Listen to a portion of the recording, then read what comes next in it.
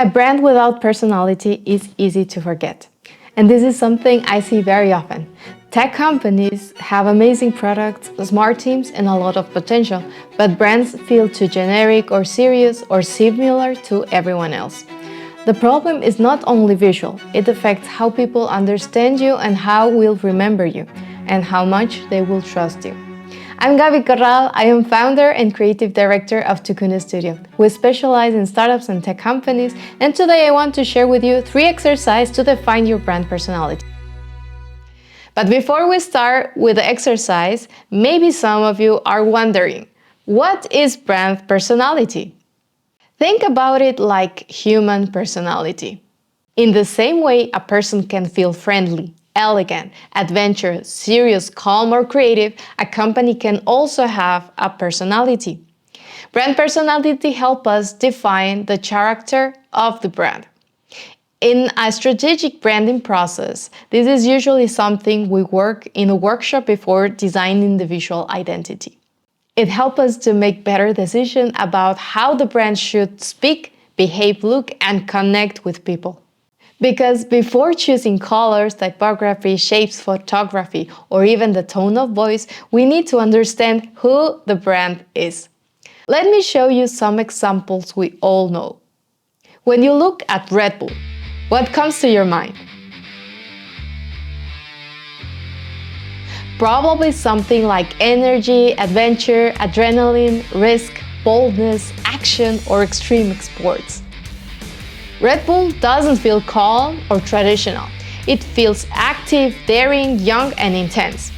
Now, let's think about IKEA. What comes to your mind?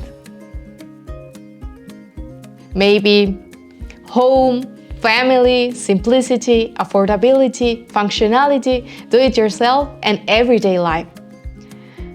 IKEA feels practical, approachable, human, and connected to life at home. And what about Apple? Apple feels simple, elegant, clean, innovative, premium, intuitive, and user-centered. It doesn't communicate with too much noise. It feels minimal, confident, and carefully designed. With these examples, we can understand brand personality more clearly. It's not just how a brand looks, it's about how a brand feels. Now, when I give talks or workshops, people sometimes ask me, does a B2B business also need a personality? And my answer is yes, and absolutely yes. Because we're in a moment where if your brand has no personality, it's very easy to be forgotten. This doesn't mean that every company needs to be adventurous like Red Bull, minimal like Apple, or family-oriented like IKEA. That's not the point. The point is that you need to be very clear about the perception you want to create. What personality should your company have? How should people feel when they see your website, your pitch deck, your social media, your product, or your sales material? Because your brand personality becomes the foundation of how your company looks, how it communicates, how it interacts with clients, and how it is remembered. And my recommendation is always do this with a designer or a brand strategist because they can guide you with more depth and help you to make better decisions.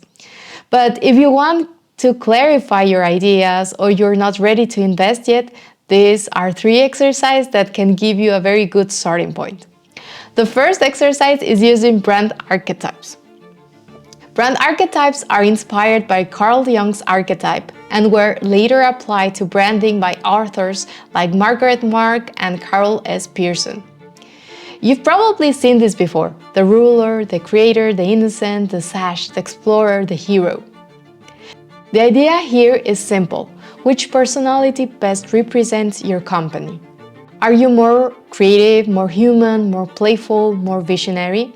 For example, if your tech company wants to communicate leadership, structure, and trust, the ruler archetype might make sense. But if your company is focused on innovation, imagination, and new ways of doing things, then the creator might be closer.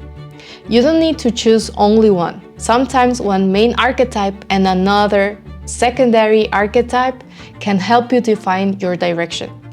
This gives you a starting point for how your brand should behave, communicate, and feel. The second exercise is using brand sliders. This is also known as personality sliders. Google's Design Sprint Kit includes it as a method to define the tone of a brand's communication. This is one of the easiest ways to start defining your personality. Imagine your brand between two extremes. For example, serious or playful, technical or human, minimal or expressive, corporate or friendly, bold or calm, traditional or innovative. Now ask yourself, where does your brand sit? Not where your personality like it, but where it makes sense for your audience, your product, and your market. For example, if you're a cybersecurity company, maybe you need to feel serious, trustworthy, and precise. But if your product is a creative AI tool, maybe your brand can feel more expressive, playful, and experimental. These sliders help you to make decisions. Because when you design your website, your pitch deck, your social media, or your product interface, you can always come back and ask, does it feel too playful? Does it feel too cold? Does this feel human enough? Does this match the personality we defined? The third exercise is one of my favorites. Create a list of adjectives for your brand. You can do this with your team, with your designer, or even with ChatGPT or any other AI tool as the first exploration. Start by generating adjectives that could describe a company in your industry. For example, innovative, reliable, bold, human, simple, technical, premium, accessible, visionary, playful, precise. Then create two columns. This is us, and this is not us. And be very honest, because sometimes clarity comes not only from knowing who you are, but also from knowing who you are not. Maybe your brand is innovative but not futuristic, friendly but not childish, or technical but not cold, premium but not distant, bold but not aggressive. After this, choose your top 3 adjectives. These 3 words will become a very simple guideline for your brand personality. For example, clear, human and reliable, or bold, visionary and expressive, or precise, premium and calm. These adjectives can guide your tone of voice, your visual direction, your photography, your colors, your typography, and even the way you present your company. Because if your brand personality is unclear, your communication will feel inconsistent.